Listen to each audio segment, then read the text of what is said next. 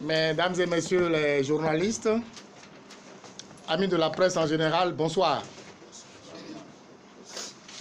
L'autorité nationale de lutte contre la corruption a invité la presse pour ce jour, mercredi 5 décembre 2018, pour une conférence de presse. Au cours du débat, nous aurons abordé les sujets qui vous intéressent certainement, mais nous avons des sujets principaux à vous présenter. Je vous rassure tout de suite qu'il n'y a pas de sujet tabou. Toutes les questions que vous souhaiteriez poser, parce que ça fait un bout de temps qu'on s'est vu, eh bien, vous allez les poser et vous aurez des réponses. Disons que la corruption, hélas, est un mal qui gangrène le monde entier. Et aucun pays n'est épargné. Ça cause des dégâts au sein des populations. La pauvreté grandissante s'accentue grâce, hélas, à la corruption. Et le monde entier a pris conscience de ce phénomène important. Si bien que le 21 décembre 2001, à Dakar, les chefs d'État et de gouvernement de la CEDEAO se sont réunis pour signer le protocole de la CEDEAO sur la lutte contre la corruption dans les 15 États membres de la CEDEAO. Le problème prend de l'ampleur et les chefs d'État et de gouvernement de l'Union africaine se sont réunis à Maputo, au Mozambique, le 11 juillet 2003 pour signer la Convention de l'Union africaine sur la prévention et la lutte contre la corruption.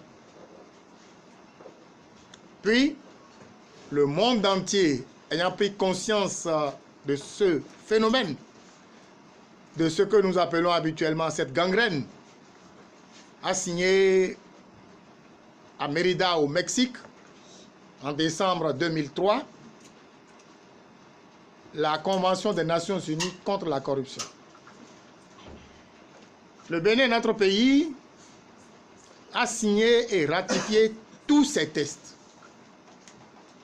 Puis, le monde entier a décidé de faire du 9 décembre de chaque année la journée internationale de lutte contre la corruption.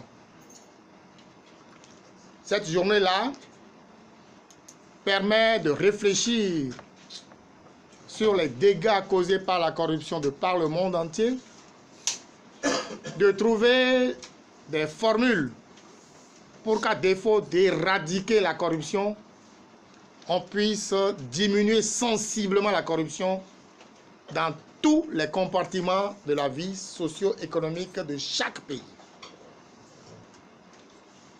Le Bénin, soucieux d'emboîter le pas aux Nations Unies, a pris un décret consacrant le 8 décembre de chaque année la journée nationale de lutte contre la corruption. Et donc, samedi prochain, c'est le 8, ce serait la 13e édition de la journée nationale de lutte contre la corruption au Bénin que nous allons célébrer. Samedi étant un jour non ouvrable, 8 décembre, dimanche 9 décembre étant également un jour non ouvrable, selon les tests, c'est le lundi 10 décembre que nous allons coupler et la journée nationale de lutte contre la corruption du Bénin et la journée internationale de lutte contre la corruption du Bénin. Je voudrais rappeler, mesdames et messieurs, que le phénomène a tellement pris de l'ampleur que les chefs d'État et de gouvernement ont décidé de faire de l'année 2018 l'année africaine de lutte contre la corruption.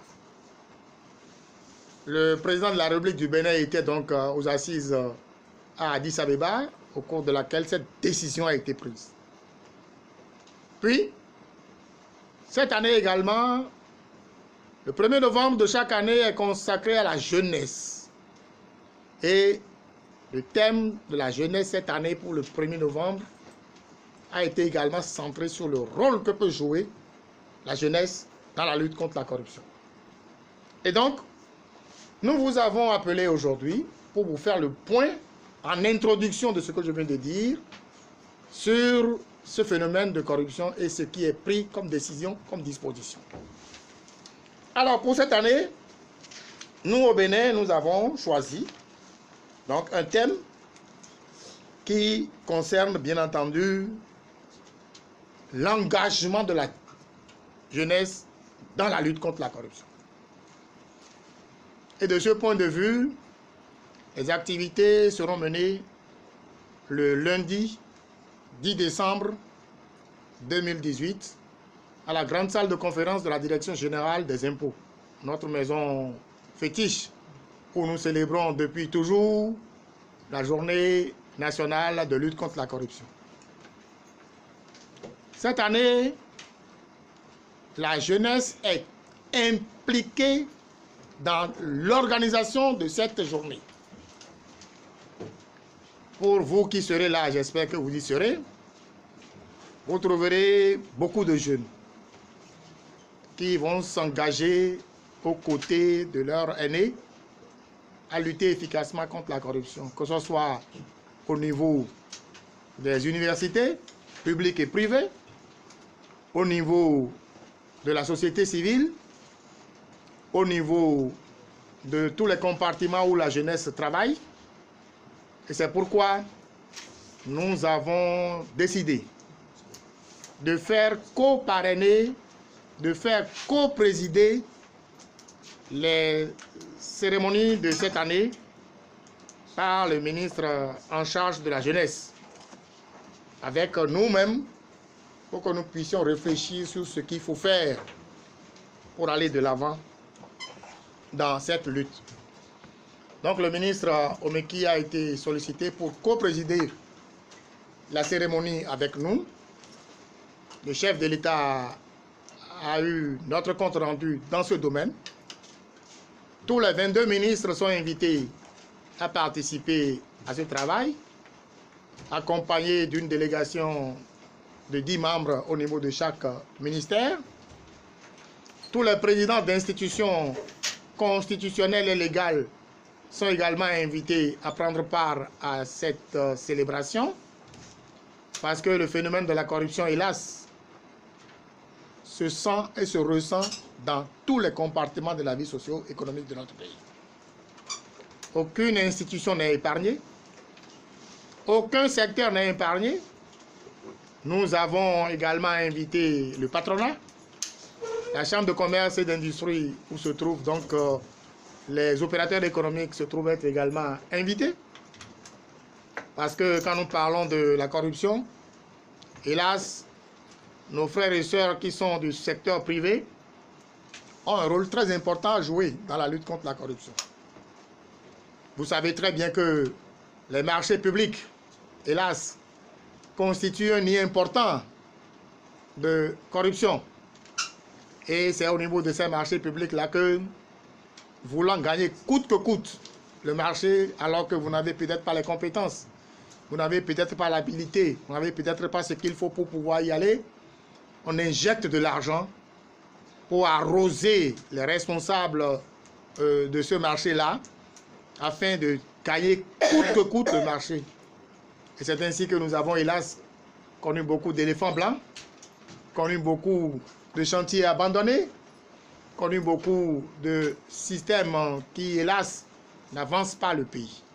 Et donc, nous allons parler de tout ça là avec nos frères et sœurs du secteur privé et leur faire comprendre que, à défaut de pouvoir gagner effectivement les marchés sur fond de corruption, nous allons les encourager à bien monter leur dossier de marché public, à bien se spécialiser dans leur domaine, à faire en sorte que l'appel d'offres soit lancé à temps, qu'ils puissent participer comme il le faut et que les choses se passent dans de bonnes conditions. Mesdames et messieurs, comment ça va se passer cette année, le document, c'est-à-dire les activités. Nous nous sommes fixés comme objectif d'engager durablement les jeunes dans la lutte contre la corruption en vue d'amorcer à terme un recul de ce fléau au Bénin.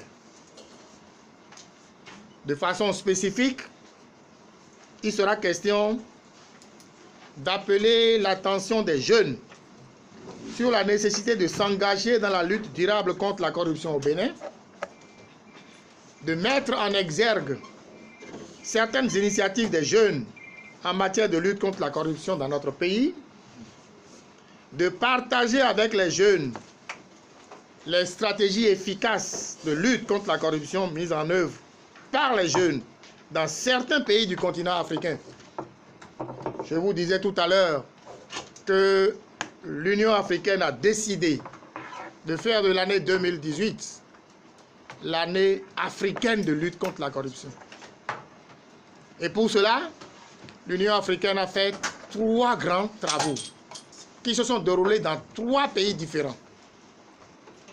Tous les États de l'Afrique australe et de l'Afrique de l'Est se sont retrouvés à Gaborone au Botswana en août 2018 avec en prime la jeunesse en grand nombre de tous les pays de cette zone-là pour réfléchir pendant 3 jours sur ce que les jeunes peuvent faire, échanger les expériences, les bonnes pratiques pour lutter efficacement contre la corruption.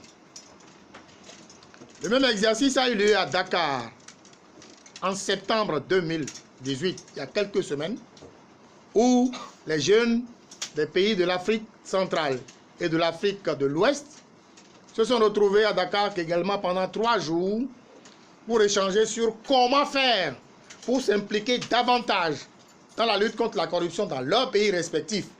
Le Bénin, évidemment, y était représenté. Et les jeunes du Bénin également ont donné de la voix sur comment ils comptent s'organiser, comment ils comptent s'investir dans la lutte contre la corruption dans notre pays. Et le 3e atelier a eu lieu au Maroc pour regrouper les États de l'Afrique du Nord pour pouvoir réfléchir également. Et tout ceci s'est retrouvé les 28, 29 et 30 novembre 2018, il y a quelques jours seulement, au Botswana, pour faire le point de ce que les jeunes peuvent apporter comme contribution à la lutte contre la corruption sur le continent africain. Le Bénin y était, votre modeste serviteur qui vous parle y était également, et nous sommes rentrés avec tout ce que nous avons retenu comme leçon, comme contribution des jeunes, comme bonne pratique pour lutter efficacement contre la corruption. Et nos jeunes au Bénin vont profiter donc de ces expériences-là pour y aller. Donc on va partager avec les jeunes les stratégies efficaces de lutte contre la corruption mises en œuvre par les jeunes de certains pays africains, comme je viens de le dire. Nous allons essayer d'améliorer la collaboration entre l'autorité nationale de lutte contre la corruption et les organisations de jeunes actives dans la promotion de la bonne gouvernance en général et particulièrement dans la lutte contre la corruption. Dans cette même salle, il y a 3 jours, lundi dernier seulement, nous avons réuni les organisations de jeunes, les universitaires et autres qui veulent se donner dans la lutte contre la corruption pour échanger avec eux, pour voir avec eux comment nous allons organiser la journée du 10, c'est-à-dire lundi prochain, pour que l'implication des jeunes dans la lutte contre la corruption puisse devenir une réalité. Nous avons également pensé mobiliser les différents acteurs autour de la nécessité de travailler en synergie pour le recul de la corruption au Bénin. Alors, face à tout ça, qu'est-ce que nous avons prévu comme approche d'intervention et comme stratégie? Dans le cadre de l'organisation, il est retenu une stratégie d'intervention fondée sur une approche inclusive en vue de mettre et d'impliquer plusieurs acteurs. Ainsi, comme acteur, nous avons bien évidemment l'Autorité nationale de lutte contre la corruption, votre serviteur. Nous avons également les organisations de la société civile qui travaillent pour la bonne gouvernance et la lutte contre la corruption que vous connaissez. Je veux nommer le FONAC, Alcré Social Watch, Nouvelle Éthique, etc. Mais surtout, les organisations de jeunes actives dans la promotion de la bonne gouvernance et la lutte contre la corruption. Il y aura le lundi prochain, 10 décembre, 2 communications sur les activités de la journée. Les communications auront pour thème les méfaits de la corruption sur la jeunesse et les initiatives de jeunes en matière de lutte contre la corruption au Bénin. Cette communication-là sera délivrée par un jeune.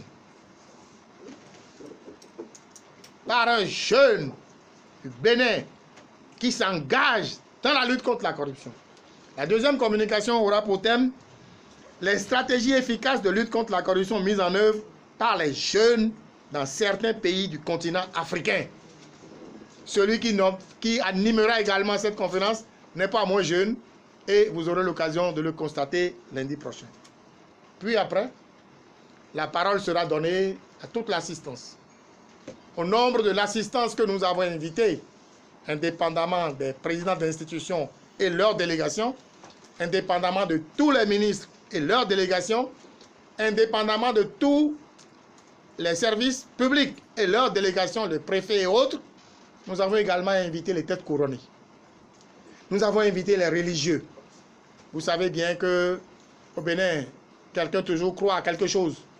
Et donc ces chefs religieux-là seront là, à nos côtés, pour permettre à ce que nous puissions échanger sérieusement pour voir ce qu'il y a lieu de faire pour que nous puissions aller de l'avant. Les centrales syndicales sont évidemment invitées. Les opérateurs économiques, je l'ai dit tout à l'heure, sont également invités. Les partenaires techniques et financiers également sont invités pour que nous puissions faire ce travail. Nous, au Bénin, comme tous les autres pays de l'Afrique, nous misons désormais sur la jeunesse pour gagner la bataille de la lutte contre la corruption.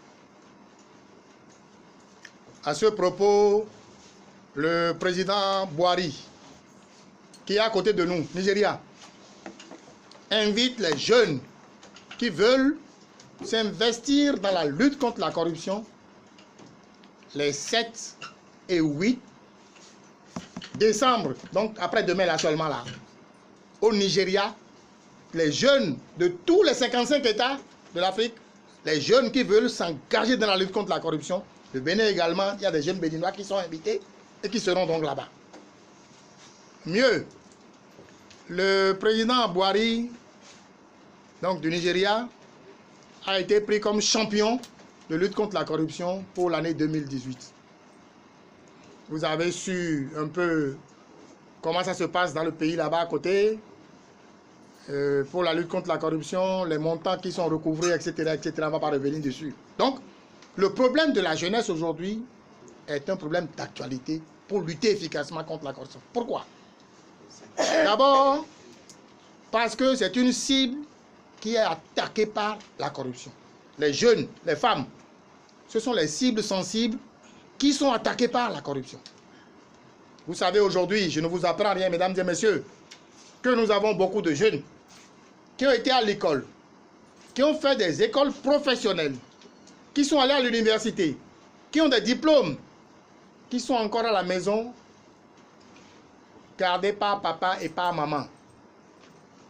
30 ans, il est à la maison, sous le coup de papa et de maman. Il a une copine. Il fait ce qu'il fait, grossesse.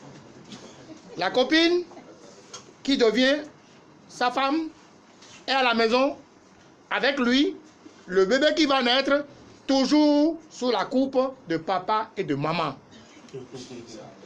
C'est un drame, mesdames et messieurs les journalistes. Et ce que je vous dis sévit beaucoup dans notre pays, vous le savez aussi. Résultat, tous ces jeunes sont frustrés. Ils ont appris un métier. Ils ont le diplôme. Ils sont compétents, ils n'ont pas trouvé à faire. Alors, Nous disons, nous, au FONAC, et également dans toutes les institutions de lutte contre la corruption, que frustration plus frustration égale détonation. Le jour où ces jeunes qui ont appris un métier, qui ont leur diplôme, qui sont compétents et qui n'ont pas trouvé à faire, vont se lever, ils seront très rapidement cooptés par les groupes de terroristes.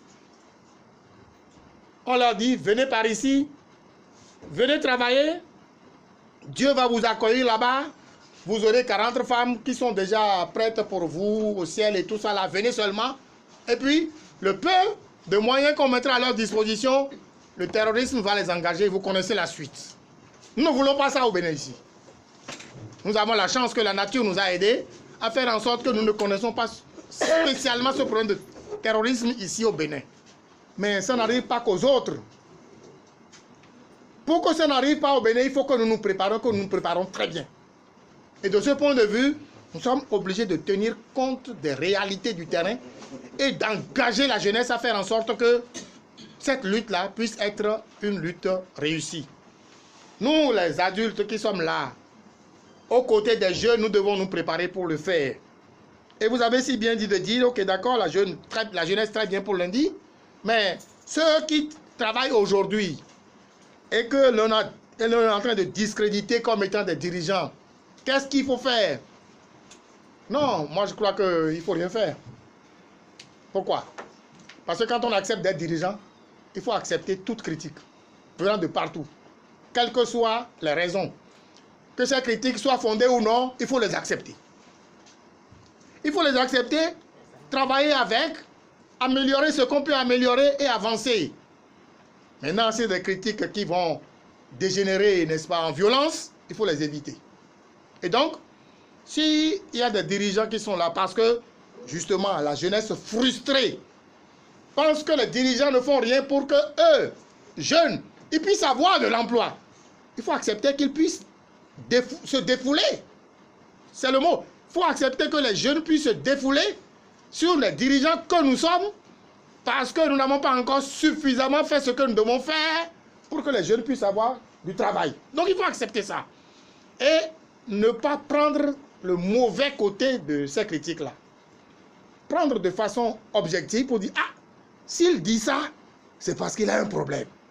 Que vais-je faire pour trouver solution à son problème afin que désormais il change positivement de langage? C'est de ça qu'il s'agit. Et donc de ce point de vue, nous n'avons pas encore fait ce que nous devons faire pour que nous puissions avoir le miel pour le Bénin. On n'a pas encore fait ce qu'il faut faire. Et de ce point de vue, accepter que d'autres soient frustrés et qu'ils se manifestent, ça ne peut pas être un sujet de colère. Non, il faut comprendre, il faut accepter.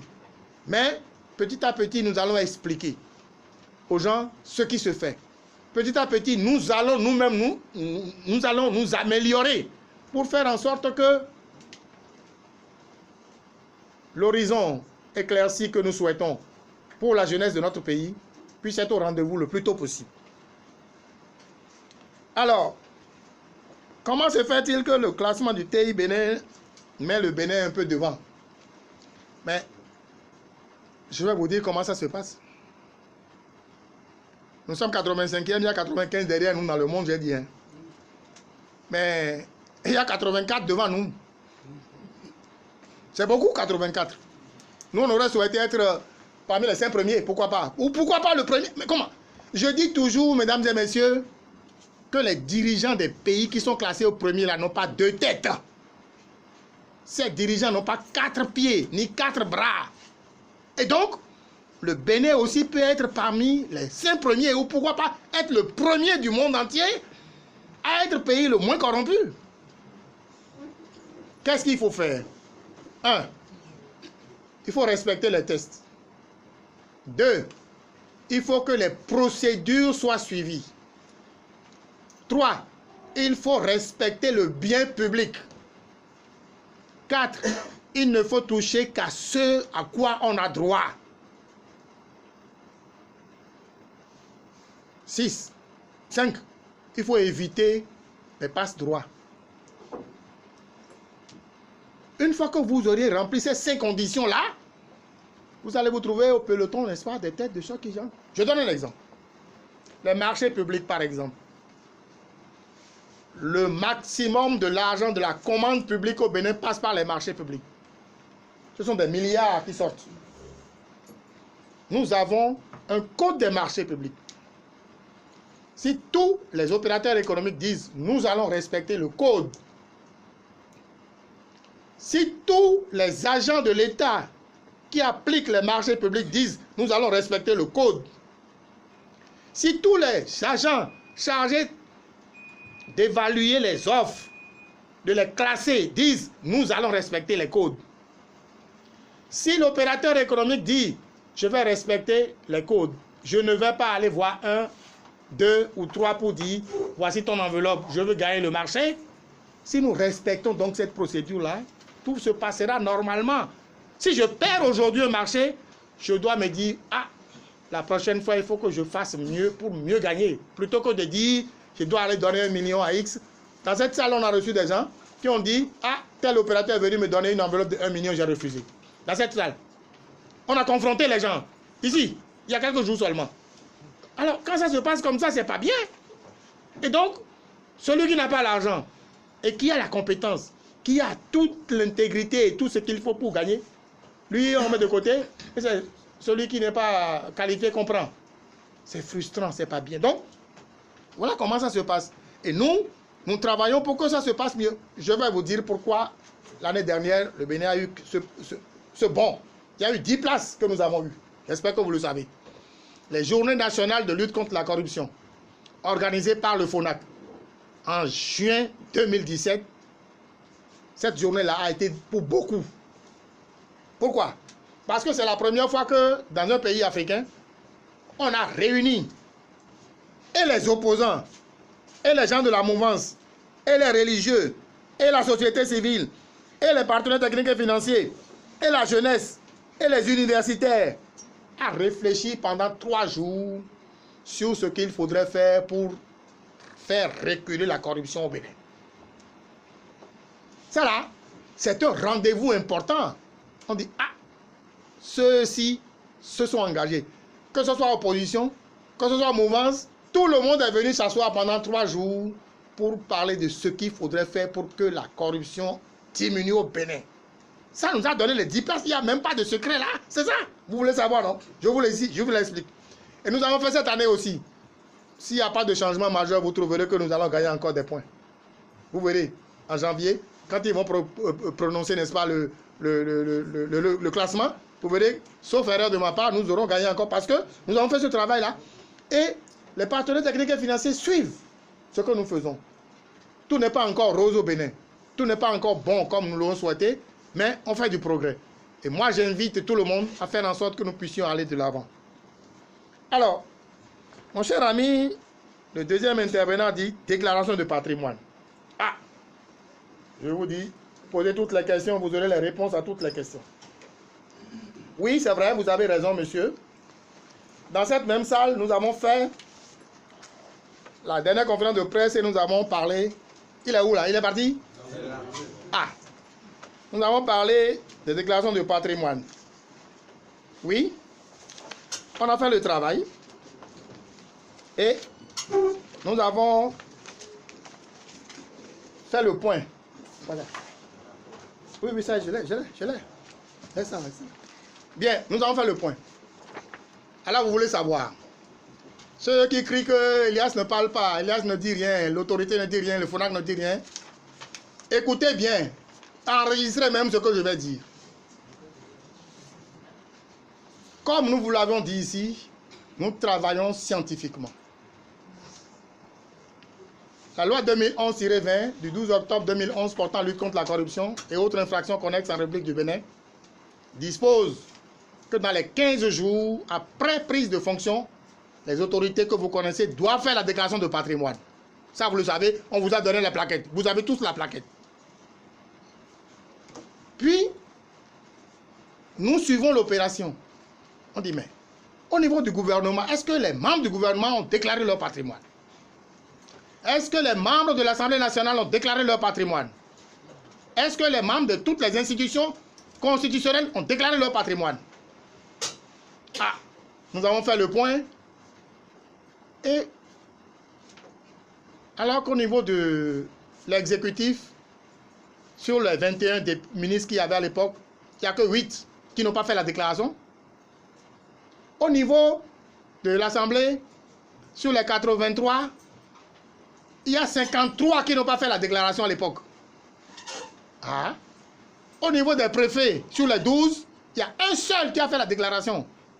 Il restait 11. Ainsi de suite, ainsi de suite. Au niveau du Conseil économique et social, sur les 30, il y avait à peine 15 qui avaient fait. Il restait au moins 16 ou 17 comme ça qui n'avaient pas fait. Nous avons dit, ok d'accord, voilà ce que nous allons faire. Plutôt que de frapper tout de suite, plutôt que de demander à la justice de le frapper tout de suite, nous allons faire un travail d'éducation. Nous avons écrit à chacun des ministres. Monsieur le ministre, vous devez faire votre déclaration de patrimoine 15 jours après votre prise de fonction. Vous ne l'avez pas fait à ce jour. Nous vous invitons à le faire. Puis, un trimestre passé, nous avons encore écrit à chacun, un à un. C'est pas blélé comme ça, on a écrit à chacun, un à un, nommément. Bien. Nous avons écrit à chacun des 53 députés, un à un, pour dire, vous n'avez pas fait votre déclaration de patrimoine, ça fait plus de 3 ans, 2 ans que vous êtes là, vous êtes en infraction, il faut le faire, il faut le faire, il faut le faire. Bref, revenons à notre dernière conférence de presse. Et nous avons dit, au 1er septembre 2018, celui qui n'aura pas fait sa déclaration de patrimoine, nous allons la signer en justice. Vous voulez savoir aujourd'hui ce que nous avons fait, non? C'est ce que vous voulez savoir, non? Écoutez très bien. À Monsieur le Président de la Cour suprême, Cotonou, le 24 octobre 2018. Objet, dénonciation de non-déclaration de patrimoine des membres des institutions de la République. Monsieur le Président, j'ai l'honneur de vous dénoncer la non-déclaration de patrimoine par les membres de certaines institutions de la République. En effet, au terme des dispositions des articles 4 et 7 du décret 2012-338 du 2 octobre 2012 portant modalité d'application des articles 3 et 10 de la loi 2011-20 du 12 octobre 2011 portant lutte contre la corruption et autres infractions connexes en République du Bénin, citation, la déclaration du patrimoine est adressée à la juridiction compétente dans les 15 jours suivant l'entrée en fonction et à la cessation des fonctions des hautes personnalités et des hauts fonctionnaires. Fin de citation, dont font partie les députés. Dans ce cadre, l'Autorité nationale de lutte contre la corruption, ANLC, a, par courrier successif, attiré l'attention des membres des institutions concernées sur le respect de cette prescription légale. Ainsi, par courrier numéro 328 du 18 août 2017, numéro 28 du 11 janvier 2018, adressé personnellement à chacun des députés concernés, et la correspondance numéro 776 du 17 juillet 2018, adressée au président de l'Assemblée nationale, l'Autorité nationale de lutte contre la corruption a attiré l'attention des députés sur le respect de cette obligation.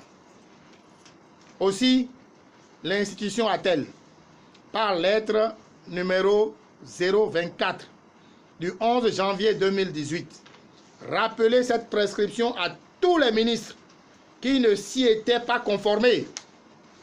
Ce rappel a été également fait à l'endroit de chacun des membres du Conseil économique et social par lettre numéro 327 du 18 août 2017.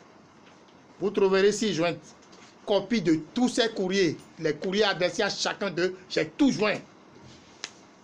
Et je continue. De l'analyse des données actualisées au 1er octobre 2018, j'avais dit 1er septembre, on a laissé encore un mois en plus, au 1er octobre 2018, obtenu au niveau de la Chambre des comptes de la Cour suprême, il ressort que, écoutez bien, au niveau du gouvernement, M. Nouati Fortuné Alain, ministre délégué auprès du président de la République, chargé de la défense nationale, n'a pas déclaré son patrimoine à l'entrée en fonction. Donc, le ministre là, lui, il faut le condamner. J'ai cité son nom, hein. Deuxièmement, au niveau de l'Assemblée nationale, 10 députés de la 7e législature n'ont pas déclaré leur patrimoine à leur entrée en fonction. Il s'agit des honorables Danhiro Rosine, Degbe Kwadjo Jocelyn, Essou Nundokpo Pascal, Henoucho Mohamed Taoufik Atao, Koudé Aditi Valentin, Hundete Eric, Huibo Lucien, Issifou Amadou, Viera Honorine Rosemary épouse Soglo, Zoumarou Mamadou, Wallis. Au niveau du Conseil économique et social, 5 membres n'ont pas satisfait à cette obligation. Il s'agit de Achawe Dominique, Dovonon Christophe, Essou Tonon Magloire, Fangbeji Daniel et Sakou Benoît.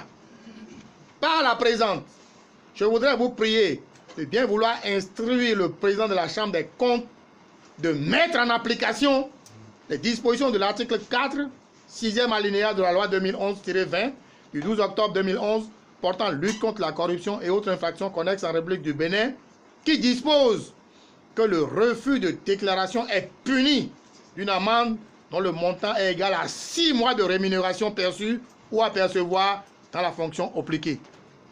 L'amende est prononcée d'office ou sur dénonciation par le président de la Chambre des comptes. Veuillez agréer, Monsieur le Président, l'assurance de ma parfaite considération, signé Jean-Baptiste Elias. Et quand j'ai fait ça, j'ai dit, très bien. J'ai écrit au président de la République pour lui dire, Monsieur le Président, il y a un de vos ministres là, que moi j'ai assigné en justice pour n'avoir pas fait déclaration de patrimoine. Voici la copie de la lettre. J'ai écrit au président de l'Assemblée nationale, voici la lettre, pour dire au président de l'Assemblée nationale là, il y a 10 députés là, qui n'ont pas fait déclaration de patrimoine. Je les ai assignés en justice pour qu'on puisse aller les faire respecter la loi comme vous le dites. Et j'ai écrit au président du Conseil économique et social pour dire, monsieur, il y a 5 de vos membres là du Conseil économique et social qui n'ont pas fait leur déclaration de patrimoine. Moi, je les ai assignés en justice. Voilà, monsieur. Qui dit mieux? Mais nous, on a fait ce qu'on doit faire. C'est parti au président de la Cour suprême qui a, selon la loi, les prérogatives pour agir. Nous avons fait notre partition.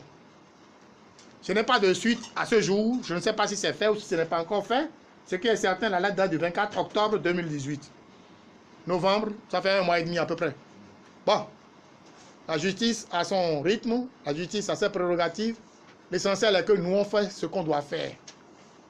Pourquoi nous avons fait ça? Vous avez vu la démarche que nous avons, démarche méthodologique. On a prévenu les gens. On aurait pu tout de suite, dans les premiers jours, envoyer pour dire, allez, sanctionnez-les. Non, on les a prévenus. On a répété. Ils n'ont pas fait, nous on a dit, bon, ok, donc maintenant là, il faut les assigner en justice. Nous avons fait ça. Celui qui dit qu'on ne fait rien, on ne dit rien là. Il faudrait leur dire comment ça se passe.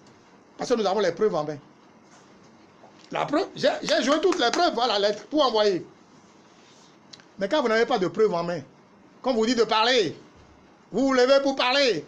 On vous dit, mais donnez les preuves, vous commencez pas à gratter la tête. Ceci, etc. Je vais vous surprendre.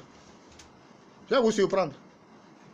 Vous entendez à travers la presse et autres là, beaucoup de gens qui se lèvent qui disent, ah, dossier Marie Agleta, on ne fait rien. Vous entendez ça, non? Ah, dossier machine agricole, on ne fait rien. À ce jour, 5 décembre 2018, la modeste personne qui vous parle, qui travaille dans le domaine de la lutte contre la corruption depuis 20 ans, au FONAC, à l'Observatoire de lutte contre la corruption, à l'Autorité nationale de lutte contre la corruption, je n'ai jamais eu ni vu un dossier Marie Agleta. À ce jour,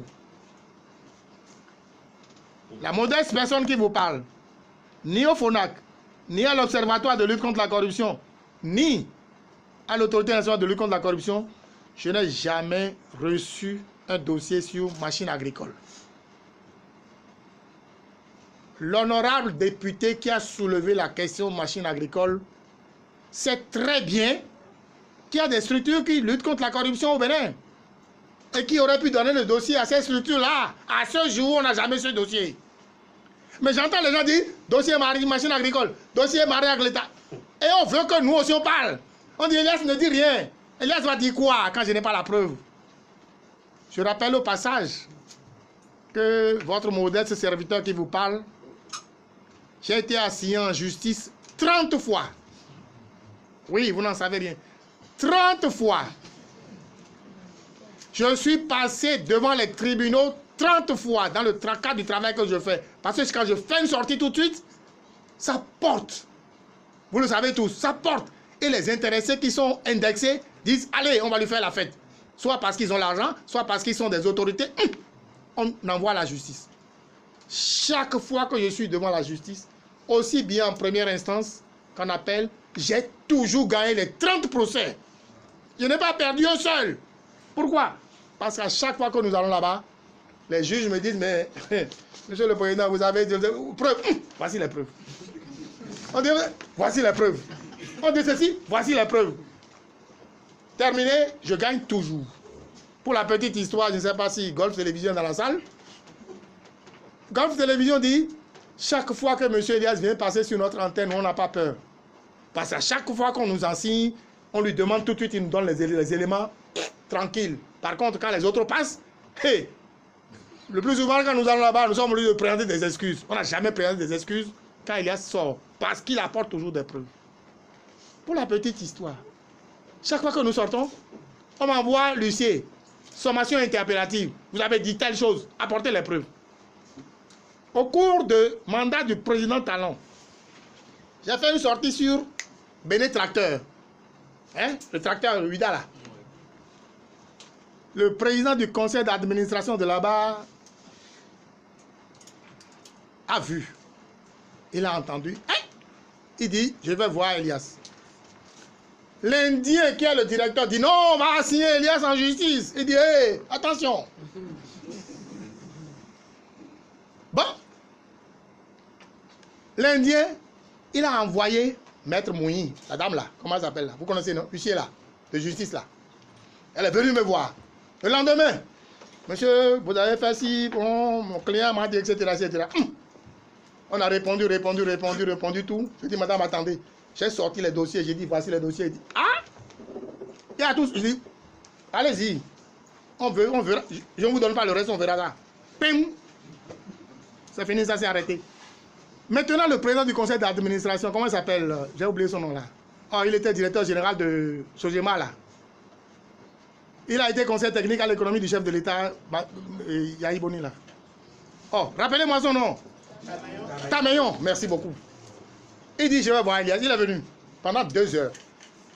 J'ai sorti tous les dossiers, y compris ses propres dossiers que lui-même il a signé avec sa main. Je dis, tu as signé ça? Il dit, non, non, président, c'est pas ça. Hein. J'ai fait ceci, j'ai dit, comment ça? Non, attends. Je sors, je lui montre. Il dit, ah oui, c'est la secrétaire. J'ai dit, mais moi, je ne veux pas savoir si c'est la secrétaire ou pas. Tu as signé ou tu n'as pas signé? Il dit, oui, j'ai signé. Mais j'ai dit à la secrétaire de faire comme ceci. Mais le secrétaire a fait comme cela. J'ai dit, c'est pas mon problème à moi.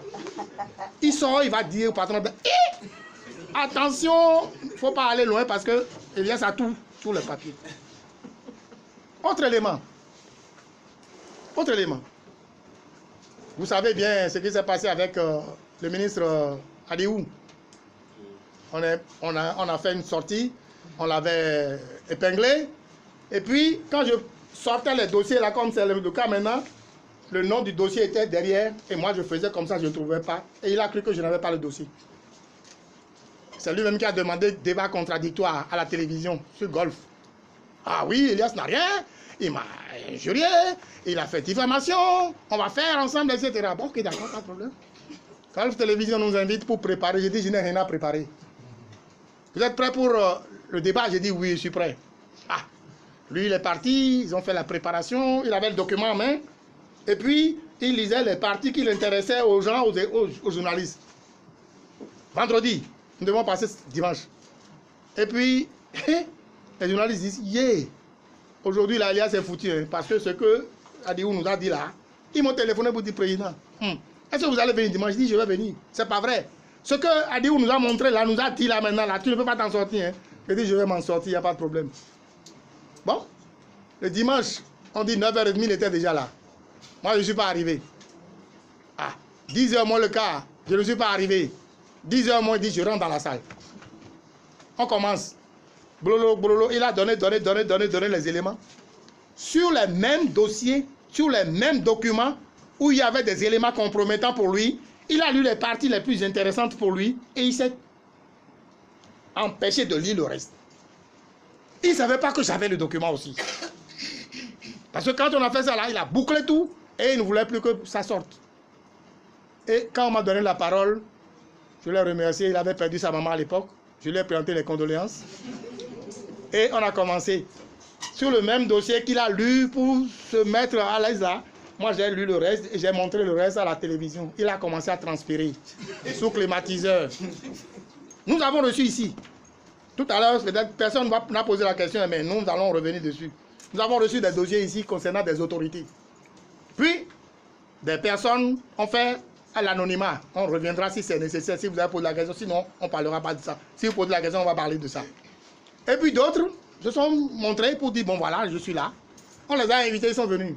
On dit, bon alors, voilà la lettre. Tu as envoyé tout dit, telle personnalité a fait ci, a fait ça, a fait ci, a fait ça. Est-ce que vous pouvez nous apporter les preuves? Vous savez ce qu'on m'a répondu? Hein? On m'a dit, mais monsieur Elias, vous-même vous voyez, non? Quelle preuve vous me demandez encore? Vous voyez, non? Vous voyez, non? Et vous estimez que moi, sur la base de vous voyez là, je vais me lever pour faire une conférence de presse pour parler? On dit, il faut parler, il faut parler, il faut parler. Et quand on va m'amener en justice, je vais dire au juge, monsieur le juge, vous voyez, non? On va te condamner. Mais quand on vous condamne, vous serez seul. Hein? Je viens de vous dire que je suis parti 30 fois devant les juges. Je n'ai vu personne. Tous ceux qui crient là, pour Elias ne parlent pas là. Je n'ai vu personne derrière moi. Hein? Le dernier élément qui a failli tourner en faveur de l'un de ceux qui m'assignent en justice, il a laissé le côté diffamation. Et il a porté plainte contre moi pour dire j'ai fait trafic d'influence. Je lui ai téléphoné pour lui donner des ordres, pour faire ci, pour faire ça. Je vais appeler son nom, hein, si vous voulez. Oui. Pour faire... C'est le directeur général, l'ancien directeur général de la NPME. Le fils du roi de Calavi, là. Mwansodi. J'appelle son nom. Allez lui poser la question. Et il dit comment M. Elias m'a menacé, il a fait trafic d'influence, il a fait ci, il a fait ça. Nous sommes devant la justice. Très bien. Puis, les tribunaux, on a écouté, première audience, deuxième audience, troisième audience, quatrième audience. Et il était sûr de lui. Comment? Puisque c'était parole contre parole. Moi, je ne pouvais pas avoir un papier. Il croyait que je ne pouvais pas avoir un papier. Vous savez ce qui s'est passé? À la cinquième audience, j'ai tout fait pour avoir l'audio des conversations téléphoniques que nous avons eues. On a enregistré ça. J'ai produit au procureur, j'ai produit au président du tribunal, j'ai produit à la partie adverse. Je lui ai donné copie lui-même. Il a écouté ce qu'il disait lui-même et ce que je disais. Il a tout entendu. Mieux, j'ai fait transcrire tout ce que nous avons dit par un huissier assermenté. Donc, j'ai payé 150 000 francs pour la transcription. On a remis tout. Quand on a sorti ça dans la salle là, le juge lui a demandé, monsieur, vous avez écouté? Il dit, oui, mais l'appareil que j'ai là ne marchait pas bien. Le juge lui a dit, moi j'ai écouté, c'est tellement audible, c'est très clair, il n'y a pas de doute dessus. Le procureur lui dit, moi j'ai écouté, il n'y a pas de doute dessus. On sort de là, il va voir monsieur Aho. J'appelle son nom, vous pouvez vérifier. Aho, le directeur adjoint de l'ENAM. Edouard, il va le voir pour dire, ah, il faut dire à monsieur Elias, je vais retirer la plainte. Aho m'appelle. Il dit, Aho a été membre de l'Observatoire de lutte contre la corruption. Il m'appelle, président, bon ok, il est venu me voir, laisse tomber. J'ai dit, ne laisse rien tomber. Laissez la justice aller jusqu'au bout. Vous connaissez la suite. Donc voilà le problème. Quand vous n'avez pas une preuve en main, n'allez jamais sur quoi que ce soit pour parler parce qu'on veut que vous parlez. Voilà. Donc, le problème de collectivité locale maintenant. C'est ça la question, la seconde question, hein, s'il vous plaît. Voilà. Aujourd'hui, l'administration même, la Cour suprême et l'autorité nationale de lutte contre la corruption ont des problèmes pour régler cette situation au niveau des collectivités locales. Quand nous avons écrit à tous les maires pour dire vous devez faire déclaration de patrimoine.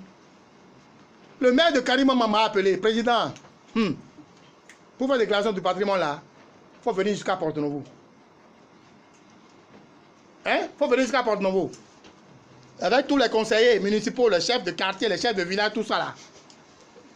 Et il me dit, je pensais que vous alliez m'envoyer les fiches, les imprimer là, pour que moi-même je puisse les remplir. Et que, qu'est-ce qu'on va faire? Or, la loi a prévu que l'on doit installer les chambres des comptes dans les cours d'appel. Les 3 cours d'appel. À ce jour, ce n'est pas installé. Est-ce que, honnêtement, sérieusement, nous pourrons vraiment tenir rigueur à ceux-là qui sont très loin pour ne pas faire leur déclaration de patrimoine parce que l'État n'a pas fait ce qu'il doit faire et dit on s'en fout, vous devez quitter Karima pour venir à Porto-Novo faire votre déclaration de patrimoine, chacun en ce qui le concerne. Nous sommes mathématiquement bloqués et humainement difficiles à pouvoir arranger. Mais nous avons fait pour les préfets. Tous les préfets aujourd'hui ont fait leur déclaration de patrimoine. Je vous ai dit au départ qu'il y avait un seul qui avait fait. Les 12 ont fait maintenant. Pas les 12, il y a un qui a décédé. Les 11 ont fait. Ils sont à jour. Bon, nous poursuivons petit à petit. Et on va en arriver pour faire en sorte que tout le monde puisse le faire. Nous sommes maintenant dans la mise en œuvre des déclarations de patrimoine pour les autres agents, des ministères, des directions et consorts. Nous sommes là-dessus. On fera le point prochainement et on va revenir là-dessus. Troisième élément, j'ai été très long mais c'était nécessaire. La criette. Voilà.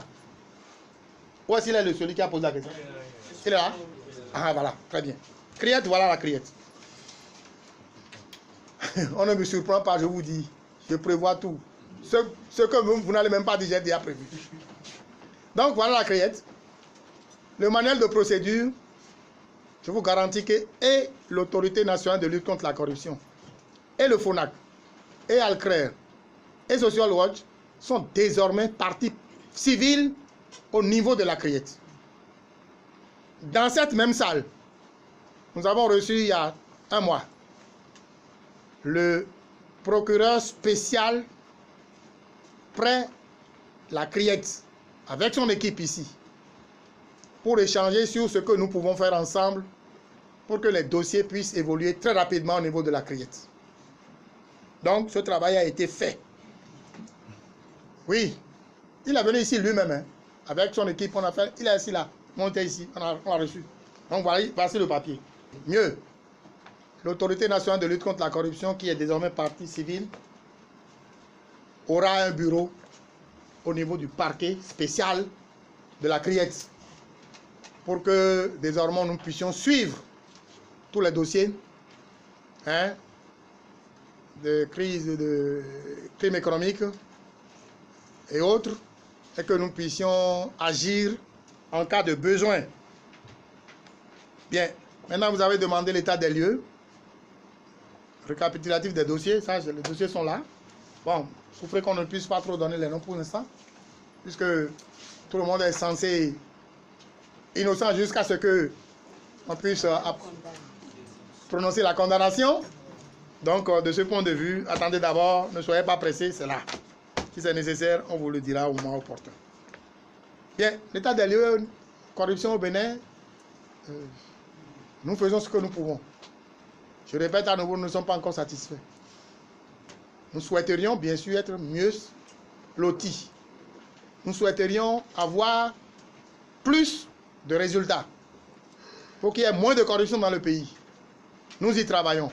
Et je crois qu'avec vous, nous allons le faire pour que nous puissions avancer. J'ai le plaisir de vous dire que, 1, ce n'est pas une femme qui a écrit la lettre. 2, si ce n'est pas une femme, donc c'est un homme.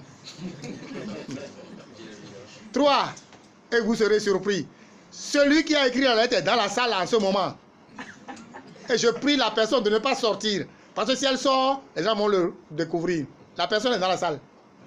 Oui, en ce moment, la personne est dans la salle, ici, actuellement.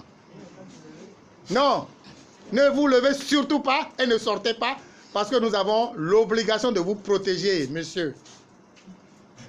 Oui, nous avons l'obligation de vous protéger. Et ne sortez surtout pas la tête, ne réagissez pas pour qu'on vous découvre. parce que vous ne savez pas qui est contre vous, qui est avec vous. Nous avons l'obligation de vous protéger. Donc, c'est ça qu'il s'agit. Voici le dossier. Alors, comment ça s'est passé? Nous étions là quand, un après-midi, le monsieur est venu et il voulait déposer le dossier au secrétariat. Sécurité oblige, on a exigé qu'il donne sa carte d'identité ou une pièce d'identité. Il a refusé. On dit, premier filtre, si vous ne donnez pas, vous ne pourrez pas avancer pour aller au secrétariat. Il a insisté, on dit non, vous ne pourrez pas. Sécurité oblige, si vous ne donnez pas une pièce, vous ne pourrez pas avancer. Bon. Et il a refusé. Il dit, bon, ok, d'accord, pas de problème. Et il a refusé de décliner son identité. Et il a fait demi-tour. Puis, en partant, il a déposé l'enveloppe contenant la lettre devant la porte. Et il est parti. Le lendemain, ça a circulé sur tous les réseaux sociaux en même temps. Le lendemain même, tout de suite. Puisque lui, il estime qu'il a déposé devant la porte d'entrée de l'autorité. Donc, l'autorité a reçu ça. Les collaborateurs vigiles qui ont vu le dossier devant la porte sont venus me voir, président. On a trouvé une enveloppe. Voilà ce que, voilà. Ils ont raconté ce que je vous ai raconté là. Qu'est-ce qu'on fait? J'ai dit, il faut prendre.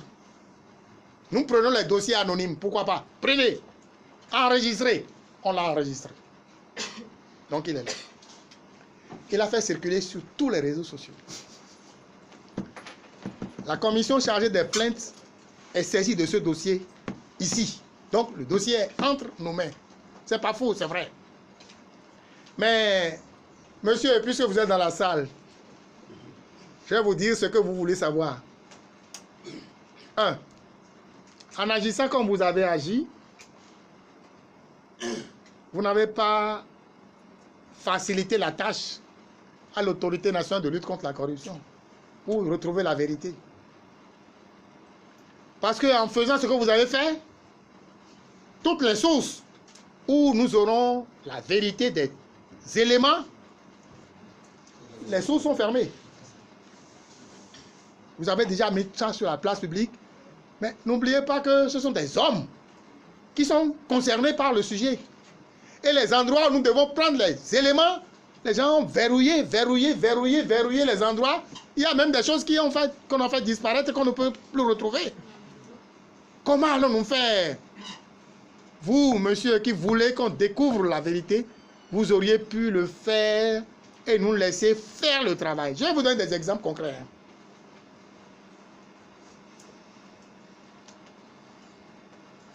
Il y a eu un cas concernant toujours le directeur général de l'ancienne ANPME, où l'UEMOA a envoyé une lettre pour l'inviter à prendre part à une conférence à Lomé. Dans la lettre, c'est écrit clairement que c'est l'UEMOA qui prend en charge tout. Signé de la main du commissaire de l'UEMOA, qui était ancien ministre là, monsieur, comment il s'appelle déjà? Adjaraoum. Le jour où nous allons là-bas faire l'investigation, il ne savait pas que nous avions déjà l'original de la lettre. Mais la lettre, de façon ingénieuse, il a enlevé la partie prise en charge par l'UEMOA sur la lettre et il a donné une photocopie de la lettre à son agent comptable qui a payé encore.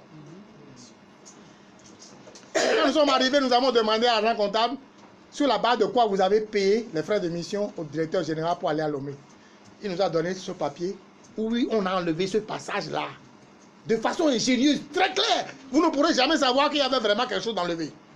Avec la signature de M. Adjaraoum, tout. Nous lui avons dit, faites-nous une photocopie, écrivez dessus que c'est bien vous qui nous avez donné ce papier-là. À la page où justement on a enlevé le passage-là, il faut qu'il écrive, qu'il signe, original, ce qu'il a fait. Après, nous, on a sorti le reste, l'officiel, pour dire, voici ce qu'il dit. Vous connaissez la suite. Alors, tout à l'heure, je vous disais aussi que quand on a fait la sortie sur le ministre a dit où il y avait des éléments sur le même document qui le compromettaient et les éléments que lui là c'était qui étaient à sa faveur sur le même document. Si nous on n'avait pas le document, eh bien il va lire seulement la partie qui était favorable à lui et il va s'en sortir comme si de rien n'était. Donc les manipulations des documents existent, nous avons beaucoup de preuves dans ce domaine-là. Alors, ce qu'on nous a envoyé là, 1. Les pièces qui sont dessus, est-ce que par hasard, tout ce qui est là, réellement sur l'original, nous n'avons pas la preuve aujourd'hui. Deuxièmement, est-ce qu'en dehors de ce qui est ici, il n'existe pas d'autres pièces qui disent totalement le contraire de ce qui est ici? Nous n'avons pas d'autres preuves aujourd'hui. Alors, nous sommes en train d'instruire effectivement le dossier, c'est pas faux, mais j'ai peur que nous ne puissions pas déboucher sur quelque chose de vrai parce que une fois qu'il a ventilé le dossier partout, ceux qui sont concernés ont pris les dispositions pour verrouiller, pour qu'en fin de compte, nous on ne trouve plus rien. Monsieur, vous n'avez pas rendu service à l'évolution de ce dossier. C'est dommage. Pour finir sur les manipulations possibles, vous êtes au courant du dossier que le FONAC a sorti un temps sur les sacs de glucose transformés en sacs de sable. L'opération a eu lieu le 30 avril, la veille du 1er mai. Quand nous avons eu l'information, nous sommes partis au ministère de la Santé pour opérer en même temps. Nous avons opéré à 17h, jusqu'à 18h, 19h. On est parti. On nous a caché l'endroit où se trouvaient les choses. Manque de peau pour cette personne-là aujourd'hui. Nous étions en réunion du FONAC. Le dénonciateur nous a appelé encore pour dire, monsieur, vous êtes venu, mais on vous a caché l'endroit. C'est à tel endroit, c'est ceci, c'est cela, etc., etc. À 20h30, j'appelle le ministre, Madame Candissou, non. J'ai dit, madame, on revient. Elle dit, non, Elias, comment tu peux dire ça? Toi-même, tu sais qu'on ne peut pas, c'est pas vrai ce qui se passe là, non? C'est des histoires. J'ai dit, nous irons là-bas encore pour opérer. Elle a accepté. Le directeur de cabinet à l'époque, c'est Yarou, Moussa Yarou. Vous le connaissez? Posez-lui la question. Nous sommes partis. À 2h du matin, nous avons découvert la chose. Puis, l'informateur nous a dit, voici l'endroit où on a conditionné les sacs dans lesquels on a mis du sable pour les transporter, pour les amener au ministère de la Santé, pour les remplacer par le glucose. Et cette nuit-là, à 4h du matin, nous avons conduit le directeur pour aller sur les lieux. Et la nuit, là, les gens étaient en train d'enlever tout. La nuit, là, à 4h du matin. Posez la question à M. Yarou. Il vit. Il a pris les sacs vides. 2. On serait resté jusqu'au matin qu'on ne verra plus rien. Ils auraient déjà tout enlevé. 4h du matin, ils étaient en train d'enlever tout. Ça veut dire quoi? Ça veut dire que quand les gens sont coincés comme ça, ils étaient d'effacer toutes les preuves pour que vous ne trouvez plus rien après. Et vous aurez peut-être raison sur le sujet. On va démontrer que vous n'avez que tort. Et donc, face à ces dossiers-là, moi j'ai eu mal. S'il avait fait doucement, monsieur, si vous aviez fait doucement, que vous ne nous avez pas fait comme vous avez fait là, en mettant sur les réseaux sociaux partout là, nous aurions eu quelque chose d'important. Mais aujourd'hui, je ne suis pas certain que nous puissions avoir quelque chose. Et ce serait dommage de dire où se trouve la vérité dans tout ça. Est-ce que c'est un montage? Est-ce que nous ne pouvons pas le dire? Voilà ce que je peux répondre à l'étape actuelle du dossier. Ben, on verra bien la suite. S'il y avait quelque chose au moment opportun, on le saura. C'est vrai qu'il y a des dossiers qui sont en instance. C'est vrai que nous avons dit tout à l'heure qu'il y a des dossiers que nous ne connaissons pas. C'est la modestie, ça. On ne peut pas tout connaître dans la vie. Mais je voudrais mettre l'accent sur 3 choses qui seront peut-être la conclusion. Première chose, il existe réellement un dossier sur Ségub. Un dossier sur Ségub. Malversation sur Ségub. Il en a vraiment, c'est pas faux. Ce dossier existe.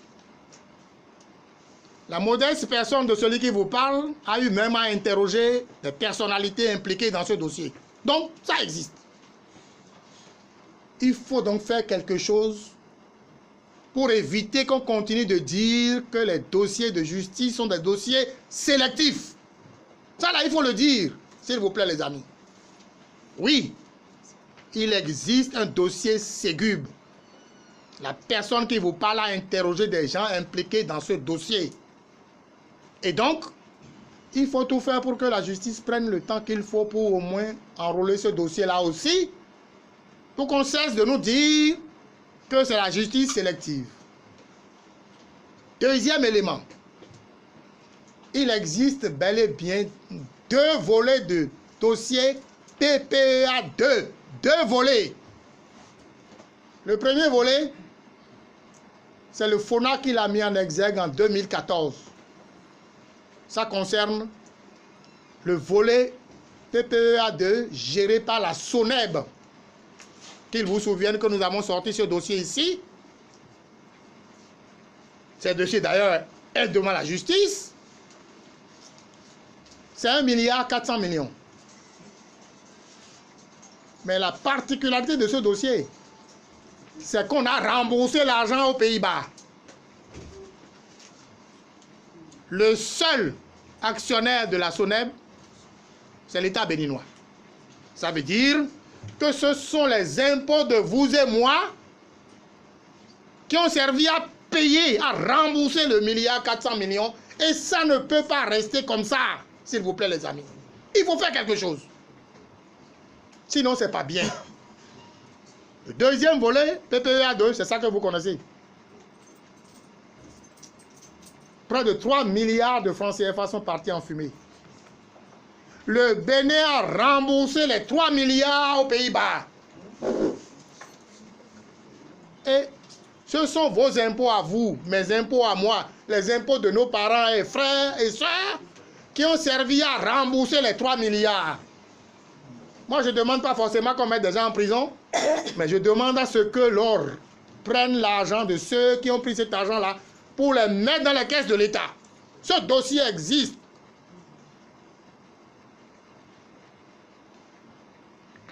Chers amis journalistes, le dossier du chantier de construction de l'Assemblée nationale existe. Ce sont également des milliards qui se sont volatilisés. On a payé des gens qui n'ont même pas fait une seule action dans ce pourquoi ils ont été payés. Moi, je connais le dossier. Nous avons interrogé un certain nombre de personnes sur ce dossier-là. Ce dossier existe. Il faut faire quelque chose aussi. Pour qu'on ne dise pas que la justice s'accroche à faire des dossiers sélectifs. Alors, si nous pouvons agir pour que ces dossiers-là puissent comparaître devant la justice, qu'on puisse prendre l'argent, je dis bien prendre l'argent, moi je ne suis pas dans l'optique de mettre les gens en prison, non, qu'on prenne l'argent, qu'on le mette dans les caisses de l'État, c'est de ça qu'il s'agit. La Convention des Nations Unies contre la corruption et les réunions que nous faisons à droite à gauche maintenant, c'est le recouvrement des avoirs. Ce qu'on a pris dans le cadre de la mauvaise gouvernance, dans la corruption là, il faut qu'on les récupère, qu'on les mette dans les caisses de l'État. Et il y a des milliards qui sont dans ces dossiers-là qu'il faut récupérer pour mettre dans les caisses de l'État. Si nous pouvons faire cela, ce serait bien pour la nation. La jeunesse sera reconnaissante aux autorités compétentes de mon pays. La bonne gouvernance sera au rendez-vous et les populations vont applaudir les actions des autorités de notre pays. Voilà, mesdames et messieurs, l'essentiel de ce que nous avons à vous dire ce soir sur la conférence de presse que nous avons organisée ce 5 décembre 2018 à l'Autorité nationale de lutte contre la corruption. Bonsoir à vous, à bientôt.